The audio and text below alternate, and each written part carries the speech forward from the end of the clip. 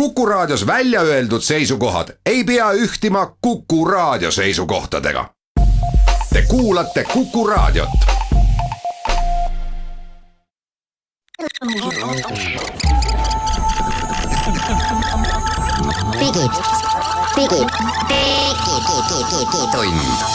Digitund.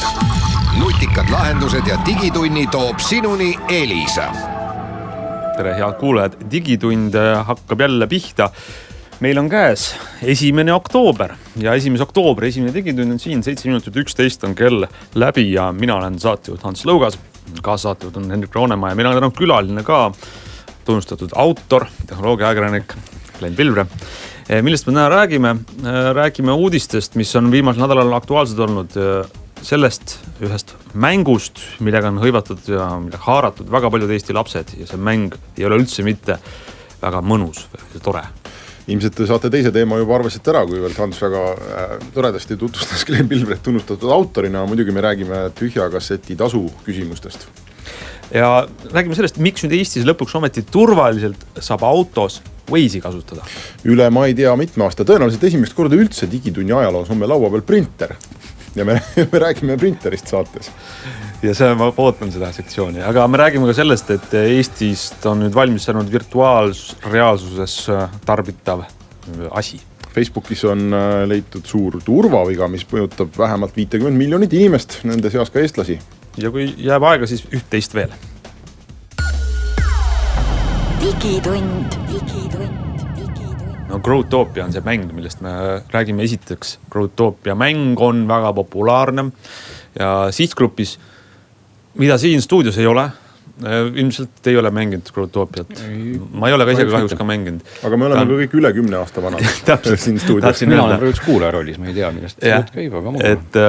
Et väga populaarne laste seas see mäng, kuna tal on, mängu sisu on selline lihtne, mängumehaanika lihtne, nagu platvormimäng. Mis tähendab platvormimäng, nagu Super Mario. Sa vaatad külje pealt, kuidas sa liigud erinevates platvormis ringi, aga saad ka selline loovuse variant on, sa saad luua oma ruume seal on väike selline võimalus mängus luua oma enda, mis need sõnad on, ma ei tule nende sõnadega toime, et sa kasvatad seal mängus asju, kasvatad, see tähendab, sa korduvalt iga päev käid seal mängus, et oma loomingut siis seal suurendada. No igal see kirjeldus näeb, ma loen ka palju, väga ilus. Väga ilus, no põhimõtteliselt on tegu liivakastiga. Et liivalossi asemel sa saad seal ehitada, kasvatada ja muid asju, aga ta on selle liivakasti moodi asi. Ma näen teenida mingit kurrentsit. No nii, hakkab minema juba kahtlaseks. Probleem on selles, et sa ei tee mitte seda üksi on, et sa ei vaata oma telefonis, oma arvutis, mis sa Growtopias teed, vaid see kõik on multiplayeris. Kõik reaalajas inimesed on teised mängijad seal kohal ja muidugi on see graafiliselt lähedane, ehk sa ei istu koos seal Pakistani ja Brasiilia ja Ameerika lastega, vaid Eesti lastega Eesti serveris, mis tähendab, et kõik räägivad sama keelt ja tunnevad üksteist niimoodi, et seal tulevad välja ka inimeste kõige siuksed kehvemad isikuomadused.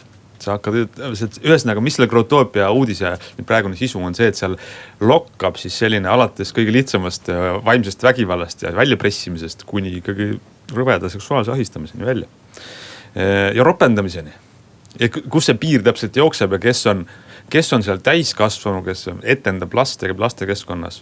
Seda ei ole esimese pilguga näha, kus on seal lihtsalt võib-olla lapsed, kelle käitumine või ütleme selline oskused hakkama saada, need ei ole veel välja arenenud ja ahistavad teisi, et siis seda ei ole ka näha. Aga kõik see seal esineb ja seda võetakse kui lihtsalt faktina ja inimestel ei ole ka muud teha, kui käsi vangutada ja öelda, et no jah, et selline värk, et püüame siis hakkama saada ja õppime selle käituma. Et see Growtopia mäng on siis, meie kolleeg Martin Mets käis seal, sukeldus sinna maailma käis ja esimeste sekunditega koges juba seal väga rõvedad asju. Ta oli väga üllatunud. Ja on palju lapsevanemad selle kohta kurtnud, üks kuulus, aga ütleme Eestis väga viljakas laste ja arvutikasutuse koolitaja Diana Pouder on sellest kirjutanud väga palju ja rääkinud, et kuidas ta ise on seal käinud eksperimenti tegemas, mängis siis 11-aastast last, kuidas ta hakati tegema kohe ettepanekuid, mida ei 11-aastased ega vanemadki ei peaks tegema. Aga kas sealt siis kuidagi tagurpidi on võimalik ettepanekute tegijateni ka ikkagi jõuda? või? No vot seal ongi see nii ja naa olukord on ju, et põhimõtteliselt peaks ju olema ja kui meie kolleeg Martin Mets, kes on arvutimängu huviline suur, et tema käis seal ka vaatamas ja nii palju, kui ma Martini jutust aru sain, tõesti ise ei ole seda mänginud, et siis kui sa inglisekeelses keskkonnas oled, siis teatud sõnad on välja filtreeritud. Et sa ei saagi teatud juttu ajada. See suhtlemine on ikka nagu kirjutamise peal, jah. Aga eesti keele puhul see kõik ei kehti. See on esimene probleem. Teine probleem on see, et kasutajaid saab raporteerida küll. Et kui keegi sulle ikkagi nii-öelda liiga teeb, et siis sa saad raporteerida.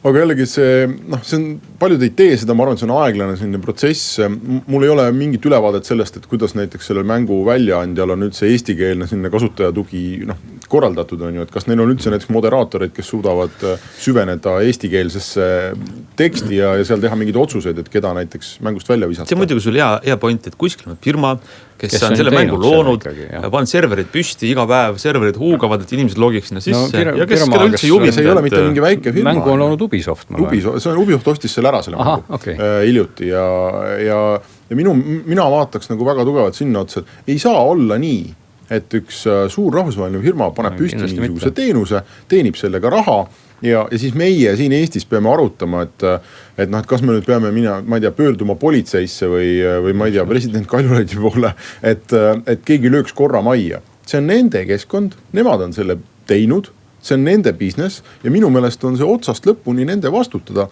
et seal oleks lastel normaalne ja turvaline olla. Mitte, et meie peame siin käima muret tundma mingid seminare korraldama või see kasutajate harimine, kõik see käib ka asja juurde, see on normaalne. Ei no jah, kui see on nagu keskkond, eks ole, siis seal on asjad nii nagu nad on, siis peaks seal olema ka nii-öelda piltlikult öeldes selline mundris ja püssiga onu. Püssi osas ma võib-olla püssi jätab ära, aga ütleme mundris ja puntsidega onu siis. Puntsidega mundris, jah, kes lööb korra majja. Kes ütleb, et nii ei käi asjad, et sina minu kartulit ei võta. Ma tahaks tuua ühe paralleeli. Sel suvel ilmus USA-s üks väga põnev raamat. Selle nimi on Valley of Genius, The Uncensored History of Silicon Valley, kus on tehtud kümneid ja kümneid intervjuusid inimestega, kes üldse arvutirevolutsiooni algatasid omal ajal, kaasa arvatud inimesega, kes mõtles välja esimese arvutiire ja hästi põnev raamat. Aga seal on ka üks peatükk sellisest keskkonnast nagu The Well. Ma ei tea, kas te olete kuulnud sellest? Glenn vanem inimene võib-olla on kuulnud, ei ole. See ilmselt Eestisse ei jõudnud niimoodi. Sest see oli 85. aastal loodud maailmaks esimesed virtuaalkeskkondi, kus inimesed sai sisse logida ja suhelda oma vahel. Kuulnud igasugustest teistest mingi 90-ndatel, kus ma isegi natuke möllasin, aga Welli ma nagu ei mäleta. Ja Well oli internetide päris nagu ütleme sellise arvutiside päris algusaegadel, et need kasutajaid oli vähe ja need kasutajad olid haritud toredad inimesed. Kõige tuntum nendest on see Second Life, mis oli ju ka see tuli hiljem. Aga Well oli üks esimesi, kus tõesti nagu akadeemikud ja arvutiteadlased ja kunstnikud ja kirjanikud käisid omavahel siis vestlemas. Kas läks ka Krutoopiaks kätte ära? Ja sealt raamatust tuleb nii ilusti välja, et kuigi need inimesed olid kõik kontrollitud, seal ei olnud nagu kurjategijaid sees või seal ei olnud 5-aastasi või 8-aastasi sees, siis ka nende omavahelises keskkonnas nii kaua, kui see Well oli anonüümne, läks väga kiiresti, asi väga aga siin võib-olla on küsimus ikkagi inimeste psühholoogias, sest et isegi kui tuua paralleeli sellise toreda mänguga nagu mis oli siis see GTA või see mis ta nimi oli, Grand Theft Auto, kus põhimõtteliselt isegi siis, kui sa ei ole kuskil võrgus, on sul ka nagu justkui võimalik virtuaalses maailmas korraldada totaalne kaos. Siis mina ei tea nagu inimest, kes muidu oleks viisakas, aga kes poleks seal korraldanud totaalset kaost, sest et lihtsalt see on nagu lõbus ja keegi sind ei ohjelda. Ja see on anonüümne. Ja loomulikult ja lõpus, kui sa viid ka kokku, et see keskkond ongi selline, kus inimesed saavad oma sellist mustemat poolt välja elada, võib-olla selle arvelt siis päris elus on nagu väga viisakas. Sa saad eksperimenteerida, mida teha mida ma päris elus kunagi ei tohiks teha. Ja see Krutopia näide selle kohta, et tegelikult see ei tohiks olla selline liivakast, kus sa saad oma sotsiaalseid nagu siis kõige mustemaid asju välja nagu elada. Päris inimeste peal. Sest samal ajal on see mäng ehitatud mehaanika mõttes hästi sõltuvust tekitavaks. Lapsed käivad seal iga päev ja ehitavad omale neid asju. Ja siis omaette teeme, mida ma ei jõua täna rääkida, veel see, et seal mängumehaanika on juba selline, kuidas lapsed siis raha eest ostavad neid viise, kuidas nad kaitsevad asju. Ehk siis Krutopia. Ärge mängige.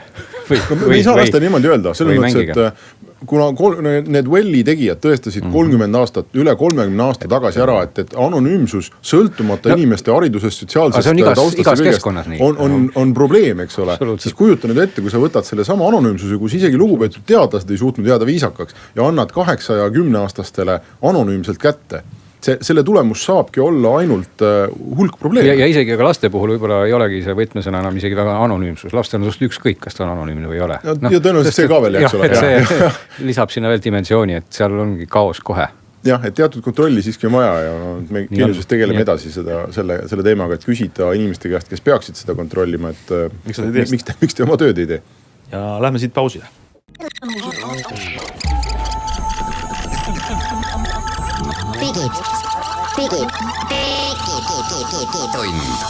Digitund. Nutikad lahendused ja digitunni toob sinuni Elisa. Ja nii lähme digitunniga edasi. Eelmise nädala üks selline läbiv teema kindlasti oli, mis puudutas võib-olla väga paljusid inimesi, kes tarbivad nii meediat kui ka ostavad erinevad arvutusseadmeid, oli Eesti loomeinimeste liitude ühishagi riigi vastu, kus nad nõuavad miljoneid eurosid. 10 miljoneid. Jah, 38 miljonit eurot vist, kui ma nüüd õigesti mäletan. Selle eest, et Eesti riik pole veel aastaid küsinud tühja kasseti tasu, mis Euroopa Liit on teinud kohustuslikuks, et kui ühes riigis inimestel lubatakse ostetud muusikas teosest või mingist muust audiovisuaalsest teosest teha oma kodus oma tarbeks koopiaid, siis peab kuidagi see kompenseerima loojatele. Mis vanasti tähendas seda, et kui inimesed ostsid näiteks poest tühja kasseti, et sinna teha koopia siis sellest ostetud kassetist. Et mulle meeldib üks lugu, mille Glenn Bilber on teinud, tahan kodus kuulata seda nii autos kui elutoas, siis sellest ma selle koopia teen. Tasu jõuab autorini läbi selle, et selle tühjal kassetil on väike protsent juures. 8%. Ja vahendil oli 8% ja Makil oli 3%. Ma ostan Maki ja kasseti, siis kokku läheb siis 11% läheb Glennile. No ütleme, see ei lähe ka päris mulle, ma juba täpsustan, sellele ühingule, kes mind esindab. Ma saan advokaati ja suhtekorraldajad on väga palju, ma kogesin eelmine nädal seda, kes tahavad oma osa sellest saada. Aga Eesti riik ei ole seda aastaid küsinud. Ei, selles mõttes probleem on see, et valitsuse määrusega on kirja pandud, et mis need seadmed on, mis siis maksu alla lähevad. Ja need on vanad. Ja see nimekiri on lihtsalt vananenud, seal ongi mingisugust, ma ei ole seda vaadanud nüüd praegu, seal on kassetid, DVD, plaadid, mingid sellised asjad, et tänapäeval lihtsalt keegi enam ei osta neid seadmeid, sealt käive on niivõrd väike või täiesti olematu ja seetõttu autorid sealt mingit raha ei saa ja nad on siis aastaid öelnud, et me peaksime seda seadust nüüd kaasajastama või seda määrust õigemini kaasajastama, et paneme sinna nimekirjaga asjad, kuhu siis inimesed tänapäeval reaalselt salvestavad neid asju. Saavad salvestada. Ainuke probleem on see. Ja väga hea vahe kohe, mitte reaalselt ei salvesta, vaid lihtsalt saavad salvestada. Ainuke probleem on see, et elu on nii palju edasi läinud. Et kui me nüüd hakkame küsima, et mis on näiteks salvestusseade, mis vanasti oli näiteks kassettmakk, siis meie jõudsime, Hans arvutas välja, et põhimõtteliselt salvestusseade on ka iPhone, mis võiks minna sealt pealt 100 euro kallimaks, aga... Ta on samas ka salvestuskandja ka. Ja kusjuures, et mis ta siis on ju. Ja kõige absurdsem näide oli see, et põhimõtteliselt võid osta endale 150 000 Tesla, kuhu sa saad ka MP3 sisse panna, oma tarbeks koopia teha. Ja et kas siis sealt peaks ka hakkama maksu maksma ja näiteks mälukaardid... Kui kassett vanasti oli valdavalt ikkagi muusika salvestamiseks mõeldud, et sa said öelda, et kui keegi ostab kasseti, siis ma arvan 9 juhul 10 ta läks muusika salvestamisele. Siis näiteks täna, kui inimene ostab mälukaardi, siis on väga keeruline öelda, et kas ta 9 juhul 10 läheb muusika salvestamisele. Ma ei lähe. Olles mitte väga kursis selle telgitauguste poolega, ma küsin igaks just, et ma loen siit, eks ole, et näiteks Soome on korraldanud selle läbi riigieelarve ja nii edasi. Et tegelikult teised Euroopa riigid just kui neil on see mehhanism olemas, aga iPhone nüüd Soomes ei ole siis ju 10% kallim. Ei ole jah. Et tegelikult see nagu päris nii ei ole ikkagi siis, et see kallimaks läheb või? Asi on selles, kuskilt läheb tulema, jah. Et see kohtu asi, see hagi, see nõue on selle põhjal, et peaks 3% ja 8% võtma asjadelt. Aga kuna meil ei ole uuendatud seadus, siis me ei tea, kas see päriselt ka läheks, aga selle põhjalt on see võetud. Küsimus on, aga ärme nüüd räägi mul kohtu asjast, tegelikult ei ole see huvitav. Minu arust huvitav oleks see, et mis siis tegelikult õiglane oleks. Sina oled selles mõttes väga huvitav, sa oled tehnoloogiaakademik, samas sa oled ise tegelenud selles vallas ja oled see autor. Vaata, probleem tegelikult täna on ikka suuresti selles, eks ole, et need inimesed, kes tarbivad siis kõik võimalikku sisu, muusikat ja kunsti ja mida iganes, eks ole. Ongi tuntud ütlus ka, et kunsti kuulubki rahvale ja inimesi ajab nagu väga närvi, kui selle eest tuleb maksta. Tegelikult inimesi ajab närvi ükskõik mille eest tuleb maksta, aga on asju, mille eest inimesed on harjunud maksma, eks ole. Kui sa lähed bensiini ostma, siis sa ei eelda, et see tuleb tasuta, eks ole. Kui sul tuleb muusika raadiost, ega inimene ei mõtle ka selle peale, et see raadiost muusika laskja maksab. Inimene ei maksa sellest mitte midagi. Ehk et muusika kuulamisega on üldse selline keeruline lugu, et inimestel nagu väga kergesti tekib harjumus, et muusika on tasuta. Sest see tuleb väga paljudest kohtadest tasuta ja eriti aegadel, kui võib-olla siin kopeeritigi seda, siis tundus see nagu eriti tasuta. Täna on tegelikult, kas nüüd öelda, et probleem või mitte, ongi need streaming teenused, kes tegelikult müüvad muusikat nagu jube odavalt. Nad on selle muusika hinna nii alla tampinud, et see oleks sama nagu tuleb mingi firma ja hakkab müüma bensiini 10 senti liiter ja teeb seda läbi mingisuguse oma nii-öelda süsteemi. Aga ta lööbki sellega selle hinna nii alla, et inimesed, kes ennem olid piraadid, väga rõõmsalt tarbivad seda. Sest see muusika on niivõrd odav. Ja nüüd ongi see koht, et nagu selle, ütleme selle agi või selle nõude vastased ütlevad loomulikult, aga mul on kõik väga seaduslik. Ma maksan Spotify'le, mis iganes oma 6 eurot kuus. Mul on kõik väga legaalne, eks ole. Ja tegelikult keeruline lugu ongi see, et muusikud, kes ennem võib-olla siis teenisid sellega rohkem, täna teenivad praktiliselt null. Ma vaatasin eile huvi pärast, palju ma saan Spotify'st raha. Sa saad? Saan. Ehk et ma saan ühe striimimise pealt, see oleneb natukene kohast, aga kõige rohkem oli ma saan siis 18 senti ja kõige vähem siis 10 senti ühe striimimise pealt. Ei, valetan, mitte 10, 1,8 senti ja 1 sent. Isegi hästi saad. Just. Mulle tundub vaadata Ameerika numbreid. nii et põhimõtteliselt, kui mul oli siin mingid lugu seal striimitud, eks ole, siis 10 000 korda, siis ma sain 10 eurot. Ei, 1000 korda sain 10 eurot. 1 euro. Või ma nüüd valetan. Ma olen segamine. See otse-eetris arvutamine. See tähendab, et Glenn ei oska arvutada. Igal juhul 100 korra eest saad sa siis jah nagu 1 euro. See on siis sendi lugu. Okay. Ja ma tahan nagu sinna jutuga jõuda sinna, et Eesti on kahjuks lihtsalt nii väike maa, eks ole. Et kui mina näiteks teen siin omal Kaira Jaani, mida kuulavadki ainult eestlased, siis seda Kaira Jaani striimitaksegi võib-olla kokku ainult 20 000 korda. Ja siis ma teeningi lausa aastaga võib-olla 20 või 200 eurot, igaüks on ise arvutada. Ehk tegelikult see summa, nagu mida ma sellest streaming teenustest teenin, on autori jaoks nagu väga-väga väike. Muidugi võib siin öelda, et ära mölise ja võta mingi asi kätte ja tee päris tööd, et mida sa kakled nende autorite või nende teenustega. Ma olen seda tegelikult väga nõus ja see on ju väga levinud teema, et see on täiesti, kuna plaadimüük on kadunud. Absoluutselt. Et see on pigem on see täna nagu, ütleme, sellise autori, kes võib-olla ise ka oma lugusid esitab. Selle jaoks on see Spotify ja kõik nagu PR.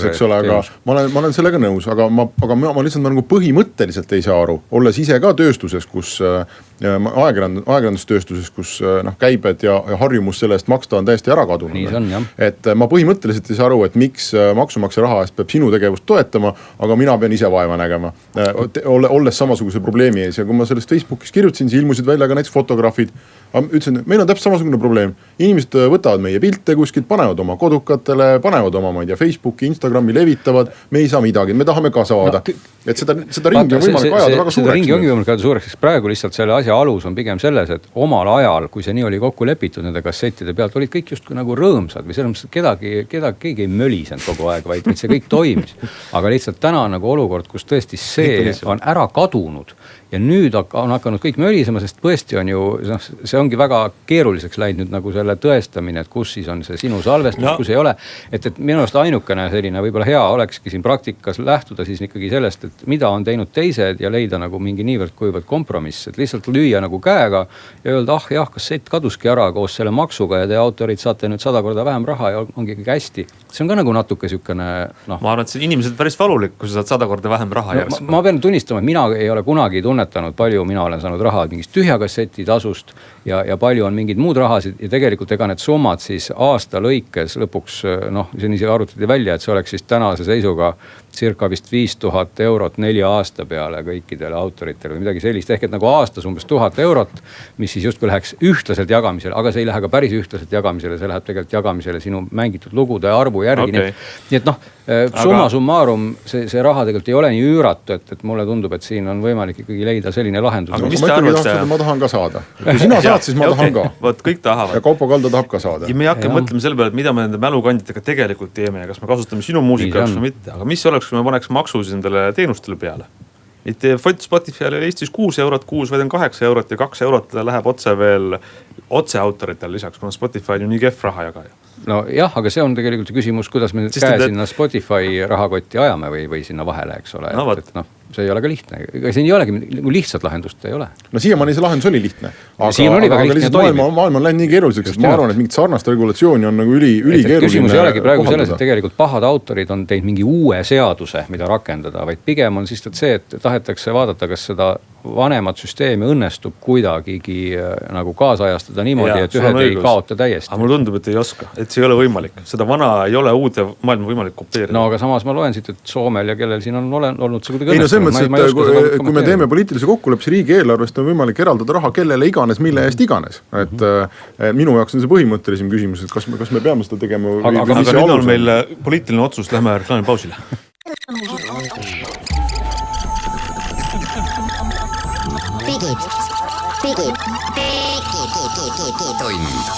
Digitund. Nutikad lahendused ja digitunni toob sinuni Elisa.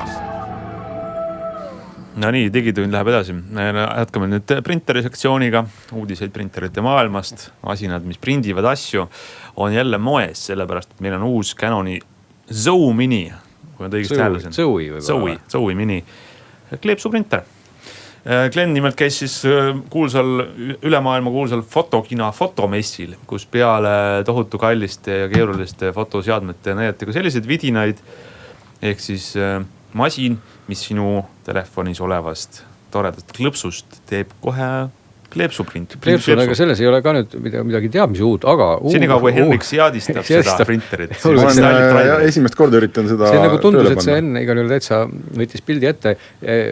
Miks see printimine on täna nagu selline võib-olla jällegi... Kuidas see moes jälle? Miks see moes on see sellepärast, et nüüd on kasvanud suureks need inimesed... kui nad ei ole ennast seal mängus maha lasknud, mis sa ennem rääkisid, kes tegelikult pole kunagi näinud, et pilte saab paberi peale üldse nagu teisaldada, sest et nende elu ajal kõik see on ekraanidel. Ja see konkreetne printer trükib pilte, mis on eriti kleepekate peale. Ja kleepekas on ju teadagi laste kõige suurem sõber, sest seda saab ju valimatult igale poole kleepida. Ja tõepoolest oli seal fotokinal ka nagu näha, et huvi selliste... kus ma ütlen teismeliste või ütleme laste jaoks see teema on nagu väga põnev.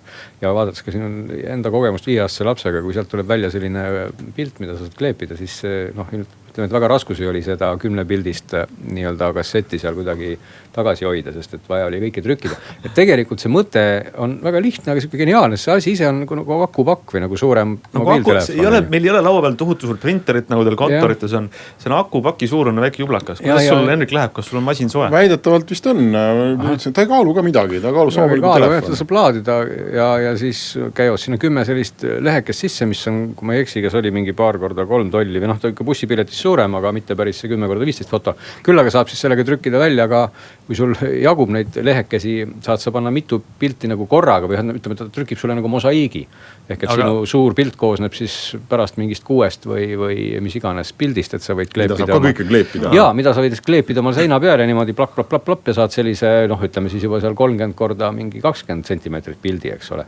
Kuidas sul siis on, et kas sa teed meile otse eetris testi, et kui kaua see printimine aega võtab ja mis sealt välja tuleb? Jaa, ma saan siia, kui Instagrami põlgonna jaoks on siia, tuleb tõmmata eraldi äpp, eks ole, mingi Canoni äpp on. Jah, Canon, mis ja siis ta võtab selle pildi lahti, siis sa saad sinna pildi peale ka veel sirgeldada või mingi teksti kirjutada ja ma ei tea, ma võetan printimine. Ma teen sinust pildi ja siis meie Digitunni Facebooki lehele riputan selle pärast, siis pärast näete ka, et mida me siin printisime. Nii, nüüd ta näitas mulle, et ta saatis selle pildi sinna printerisse. Ahah, ja nüüd hakkab see sealt välja ilmselt siis surisema. Nüüd on edu on sind ikkagi tabanud suuresti. Ei ole veel kindel, printer on täitsa vait. Aga ta äpp vähemasti näitab, et ta õudselt tegutseb. No selle äpiga saab ka muidugi, mis lastele ka väga meeldis, et sa saad sinna pildi peale sirgeldada kõiki asju ja siis mingid filtreid sinna panna ja mida iganes, eks ole. Nii, räägi nii kaua, kui see pilt siit välja tuleb, et palju maksab? Ma ise kahjuks otseselt ei müü, aga olen kursis, et üle 100 €. Aga ei tea täpselt palju maksavad praegu paberid, ma ei olegi jõudnud veel guugeldada seda. Et ta on üsna siuke värske kraam, et tegelikult fotokinal näidati sellist, kuidas ma ütlen, sellist retro asja oli seal rohkemgi, et oli firmasid, kes Fuji väga suurelt tõi välja selliseid otseprintivaid kaameraid ja Canon on ju printereid teinud alati, et Canon selles mõttes rõhub ka seda ütleme ka kvaliteetsemat segmenti sellest, et see on siis niisugune kõige taskukohasem printer, aga loomulikult sa võid osta natuke suuremaid, mis prindivad juba natukene paremini. 150 eurot öeldakse mulle printeri hinnaks, igatahes ma suvistas sellise tikutopsist, ütleme 2 tikutopsi suuruse pildi mulle välja. Ja sa saad selle kohe kleepida. Sa võid selle kleepida siis Kuku Raadio monitori. Ma sulle printeri peale. Sa võid kleepida selle endale kuskile peale. Et see teeb selle asja eriti nagu selliseks. No väga lahe asi, iseenesest nagu lahe mänguasi, aga teatavasti mänguasjad nendel on suur potentsiaal maailma muuta. Mis fotokinoal nagu ütleb paar lauset? Mis on tõsiseid uudiseid? Mis see fotomaailmas praegu tõsiseid uudiseid on see, et nüüd on kõik kaameratootjad avastanud siis eesotsas Sonyga, kes juba avastas seda aastaid tagasi, et tuleb teha oma ilma peeglite täiskaader kaamera vahetatavate objektiividega. Seni oli see ainult Sonyl olemas. Täiskaader on siis see, mis on sama suur kui filmikaader 36x24 millimeetrit, et nüüd siis on see olemas Canonil. Canon esitles seal oma R-seeriat, samamoodi Nikon esitles seal 2 sellist Z-seeria kaamerat. Panasonic küll tõi välja sellise nii-öelda kontsepti, aga lubas, et see tuleb kohe ka müügile. Nii et kõik sellised suuremad tootjad on nagu sinna vaguni peale nüüd hüpanud. Et Canon võibolla esimesena või Canonil oli see nüüd täitsa kohe valmis tootena, tuleb kohe ka müügile. Ja näitajatelt olid päris, kuidas ma ütlen, päris veenvad, et erinevad tehnoloogiad ja asjad, mis seal sensorites peidus on. Minu jaoks põhiline küsimus on see, et peegliga täiskaadri kaamerad on ikka nagu näevad veel suured peegelkaamerad välja, ilma peeglite kaamerad eelis oli see, et on väiksed. Nad on väiksemad ja võib-olla teine selline üsna suur eelis on ka see, et nendega on hääletult pilti teha. Et nii mitmedki siin loodusfotograafid ja võib-olla siin näiteks, kes pildistavad klassikalisi kontserte või selliseid kohti, kus on vaja olla vait või muid tseremooniaid, siis see on võimalik ja muidugi täiskaader sensor iseenesest ei ole nüüd midagi uut, aga just uus on see, et see korpus on väiksem ja kogu asi on nagu sõbralikum kaasavata. Ja oli ka väga palju näha, mis väga palju, aga ikkagi suhteliselt palju seda trendi, et ka see keskformaat tuleb nagu digimaailmas nüüd jõuliselt peale, mis on siis veel suurem kui täiskaader. Nii et kui seni just kui täiskaader on see kõige suurem, siis nagu nüüd olid mitmed tootjad siin, kes näitasid keskformaati, Leica, eks ole, siis Hasselbladil on olemas, siis oli vist Fuji, kui ma ei eksi, Pentaxil on selline kaamera olemas, et see keskformaat hiilib ka ja hinnad ei ole ka enam väga müstilised, kui Leical on see küll mingi 40 000 eurot, siis tegelikult kõige odavama keskformaadi saad täna juba 4500 euroga. Näitsin iga netist, et 20 lehte HP fotopaberit sellega sisse maksab sealt pealt 10-15 euri umbes. Siis kui väga hull ei ole. Väga hull ei ole. Siis on niisugune kannatab printida. Kui me rääkime sellest Polaroidist siin paar saadet tagasi, siis seal oli nii, et paarikümne euro eest saad 8 pilti. Kuule, paar minutit on veel aega ka selle kohta, et räägi, sa käisid veel ühel teisel üritusel ka, kus oli helitehnika mess. Ja sa leidsid sealt ühe asja, mis on jällegi huvitav näide. Ma käisin tegelikult sealt küll mess, vaid lihtsalt Yamaha rääkis oma tuleviku, oleviku ja mineviku plaanidest siin Balti riikide müüjatele ja inimestele ja seal oli päris põnev toode, et Yamaha tegelikult audiosegmendis toodab sellist asja nagu Musiccast, mis on Yamaha juhtmevaba süsteem, aga samas millega saab ka Bluetoothi kaudu ühendada siis teiste tootjate seadmeid, mis ei ole nagu selles mõttes suletud, ta on nagu Yamaha suhtes, et sa võid ühendada sinna kõlareid, soundbaare, mida iganes, aga võid ka panna näiteks oma suvalise Bluetooth kõlari sinna külge ja saad ka selle süsteemiga ühendada. Aga mis selle eripära on? Eripära selle süsteemi puhul ongi see, et ta võtab külge ka teiste tootjate seadmeid. Et sa ei pea olema Yamaha süsteemis, aga rääkida tahtsin siis paar sõna sellest, et Yamaha näitas nüüd sellele süsteemile sobivat vinüülimängijat. Mis nagu mõttena on väga äge, sest et kui seni oli vinüülimängija nagu üks juhtmetega karp, siis nüüd sa paned vinüülimängija sinna ja seal ei ole mingeid juhtmeid. Sa võid ühendada sinna külge juba Bluetooth klappe, sa võid ühendada seda juhtmevabalt teiste Musiccast süsteemidega, sa võid panna vinüülimängija elutuppa ja kuulata seda vannitoas, kui sul on kõlarid. Või ehk siis võrguühendusega vinüülimängija. Just, et võrguühendusega vinüülimängija, sest vinüül on täna nagu teema ja seni sellist vinüülimängijat, mis niimoodi multiroom süsteemidega kohe hopsti. No aga plaadi ma pean ikka talle ise sisse sa pead, sa ei saa panna vannitoast plaati. Aga mis ma siis läbi võrgu teen, ütlen, et hakka mängima või? Sa võid ta läbi võrgu võid ka mängima panna, aga see nõel peab siin, ta läheb sinna plaadi peale, loomulikult sa ei saa plaati vahetada, aga ta põhimõtteliselt on juhtmevaba, nii et sa ei ole piiratud sellega, et kui sul vinüülimängija on kamina juures, et siis sa saad ma pean ka seal kuulama, just, et sa võid kuulata vinüülimängijat ka magamistoas, või kus iganes, et tegelikult idee kui selline on väga hea. See on tore digitaal- ja analoogmaailma hübriid, natuke Frankenstein. Aga vaata, sama on ka nagu fotomaailmas, et kõik siin on näha, et see analoog tegelikult pressib. Prindime siin Instagrami fotosid välja. Et käega katsutavad asjad on täna nagu trend ja need on vaja kuidagi ühendada siis selliste käega katsutamatute meediumitega. Tead, see on see, et seier läheb vähemalt ühte liiga äärmusesse, et kõik on liiga digitaalne, inimesed tahavad jälle, panevad nõela selle vinüüli peale ja siis juhtmevabalt kuulevad muusikat üle oma Bluetooth kõlarid. Nii et jah, kui te olete audiosõber või ütleme audiofiil, võib-olla kõlab kuidagi halvasti või siis seda Yamaha vinüülimängijad kindlasti tasub nagu uurida selles kontekstis just, et noh, kas ühenda Bluetooth klappidega. Et võtta oma vinüülimängija ja sa saad käia toas ringi ja kuulata seda juhtmevabalt. Seda head vinüülieli. Jah, aga no vinüüli, ma saan aru, et siin on mingi iroonia vist peidus, aga ei olnud. See on väga selline nii ja naa. Aga väga paljude jaoks see eri ongi väga hea, nii et ega maitse üle teatavasti ei saa ju aielda. Kuulame nüüd väga hea heliga reklaame.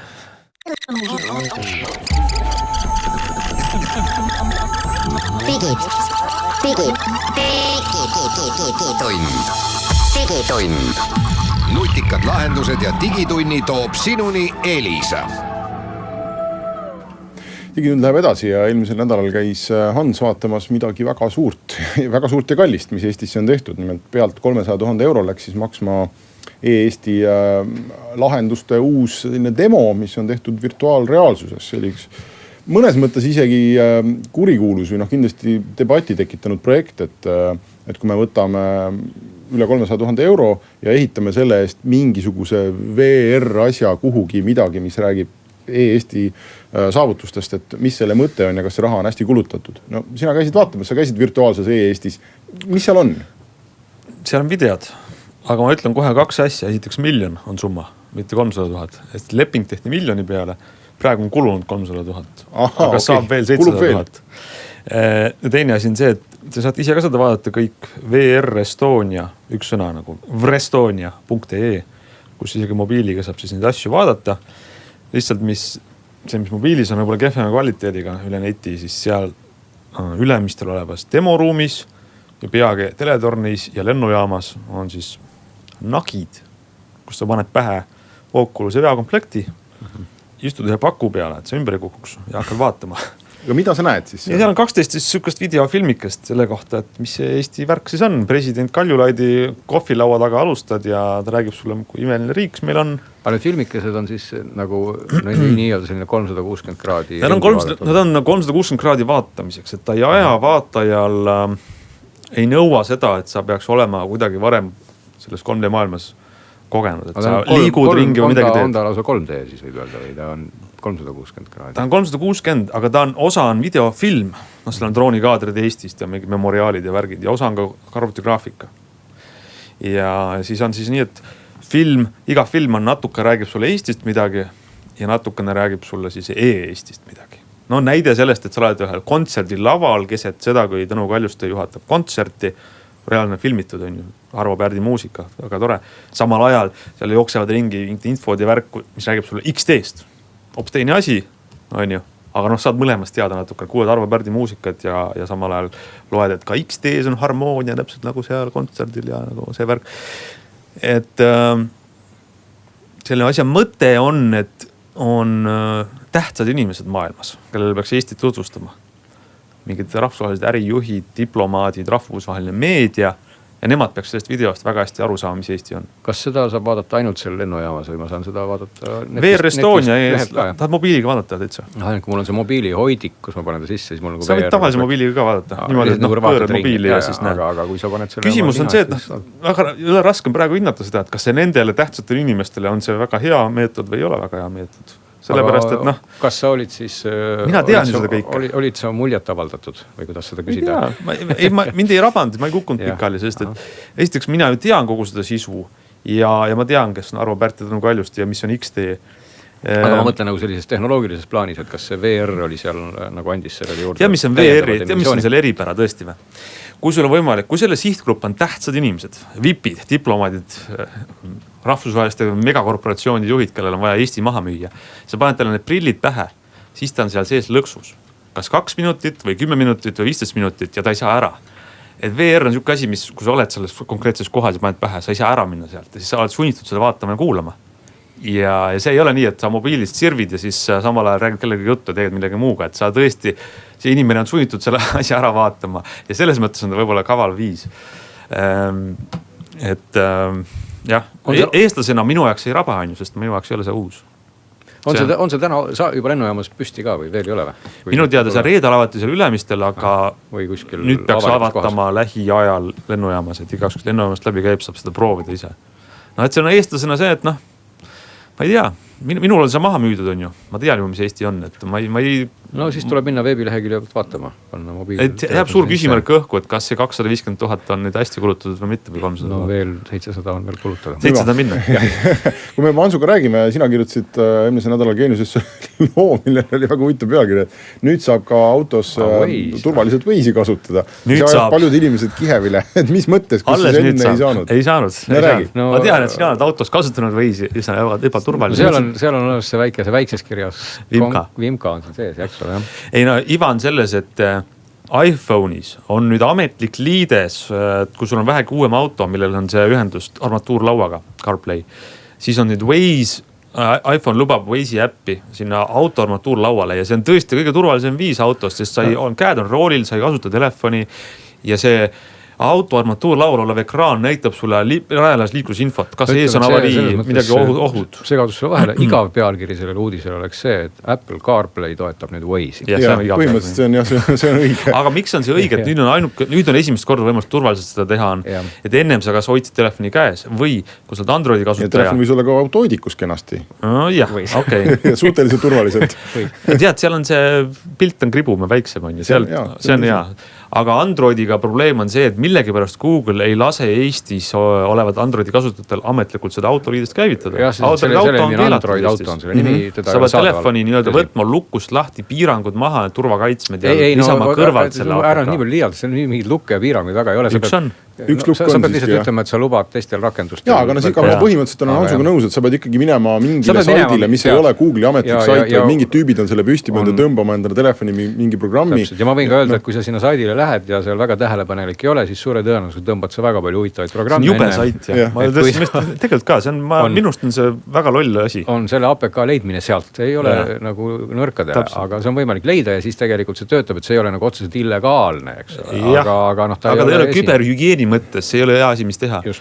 Aga Android autot Eestis ametlikult ei saa ja mis on väga suur viga Google'i poolt. Nii et varsti saad teha siis järgmise pealkirja, et kuidas see pealkiri võiks olla? Küll me mõtleme midagi sama. Kui Android auto on ametlikult. Aga ma saan, et sina proovisid iPhone'iga seda või? Ja töötab. Ma ise, mul ei ole seda autot ega iPhone'i, aga mul on... Siis on väga kehvas olukorras oled. Eesti iPhone'i kasutajad, kellel on uuem auto, see ei ole kallites autores, vaid ka soodsamates, on jube rahul nüüd, sest see on väga mõnus on see Waze. Paradoks on see, et soodsamates autodes õnnestub seda CarPlay Android auto tuge palju lihtsamini leida kui kallites autodes. Miski pärast. Ma tean küll miks. Ma ei tea miks. Kallid autod on nii palju raha pannud oma süsteemi sinna. See võib ka olla, jah. Et nüüd on hakanud ikkagi tulema uuema põlgonna kallitesse autodesse ka, aga näiteks Volkswagen Grupp on olnud aastaid väga eesrindiks selles suhtes, et ka Škodad, Volkswagenid, Seatid on kõik olnud juba väga tükk aega selle toega. Ja, kas küsides siin veel Hansuga spetsialisti käest, kas ainult Waze tekkis sinna nüüd juurde või oli sellega seoses ka mingid muid Google Maps ka. Nad avasid selle nagu liides, et sinna saab panna nüüd ka tõisi. Ehk siis jah, Google Maps tuli esimesena ja nüüd tuli Waze. Et see nagu telefonis peab seda äppi uuendama ja siis tekib võimalus, et ühendad telefoni autoga ja tulebki. Sa mõtled seda Waze'i äppi peab uuendama? Waze'i äppi telefonis, sellest on uusim versioon telefonis olemas, siis tuleb see ka auto. iOS-i tuleb ka uuendada, ütleme igaks juhuks. Võib-olla osad inimesed ei ole veel teinud, et see tuli siin septembris välja, iOS 12 toetab. Lubasime rääkida ka Facebooki turvaveast, sellest ülipalju rääkida ei ole. Leiti turvaviga, mis võimaldas Facebookis logida sisse vaadata kellegi teise kontot, kus sul ei oleks tohtinud ligipääs olla, et see selgitus on pikem ja keerulisem. Oli kellegi näpukas, lihtsalt mõne programmeerija näpukas oli see Facebookis ja nad ütlesid, et 50 miljonit kontot oli puudutatud. See on korda tehtud. Ja inimesed saavad aru niimoodi, kui Facebook palub uuesti sisse logida. Et siis järelikult ka sinu konto oli. Mina ei ole saanud seda teadet näiteks. Mina ka ei ole, aga ma saan aru, et ei tule parooli vahetada, sest paroolid ei lekkinud kuskile või uuesti sisse logida lihtsalt. aga no jällegi uudiseid, Facebook hoiab meid ikkagi nagu tegevuses kogu aeg. Näpukaid on, et jah, 50 miljonit läks või ja no samas 90 miljonit. Seda enam, see Messengeri asi on seal probleemiks. Ma ei tea, kas Messengerile ka ligi sai. Tõenäoliselt sai, kui sa said seda kontot niimoodi vaadata. Aga üldiselt tasub meeles pidada, et kui te midagi kuhugi internetti postitate, näiteks Facebooki, et siis arvesta võimalusega. Et see on kõik avalik. Et see võib olla 2 päeva pärast tegelikult veel kellelegi loetav. See on Facebooki tasub alati arvestada selle. Facebookil väike Tärn on seal nime juures. Tärn, arvestad see kõik tegelikult on avalik. Jah. Nii see on. Mina olen näiteks juba väga tükk aega, kõik, mis ma Facebooki postitan, ongi avalik. Lihtsalt sellepärast, et mul ei tekiks endal mingit skisofreeniat peas. Et see, tõenäoliselt ma ajan ühel hetkel, kui ma väga mingit topelt raamatupidamist peaks, et see on ainult sõpradele, aga see on avalikult. Mingil hetkel mul läheks niikuinii sassi see. Ma ei taha seda stressi endale. Ja ei ole ükski hommik, ei ole sellist jõnksi ja käi südamalt läbi, et nüüd on kõik avalik, on ju, sest et Facebook tegi ühe liigutuse. Vaata, aga meie saade on tänaseks läbi, järgmine nädal kohtume teiega jälle, kuuleme, kuulge meist seni ja nägemist.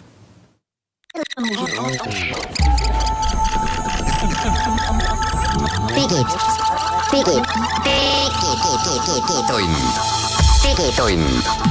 Nutikad lahendused ja digitunni toob sinuni Elisa.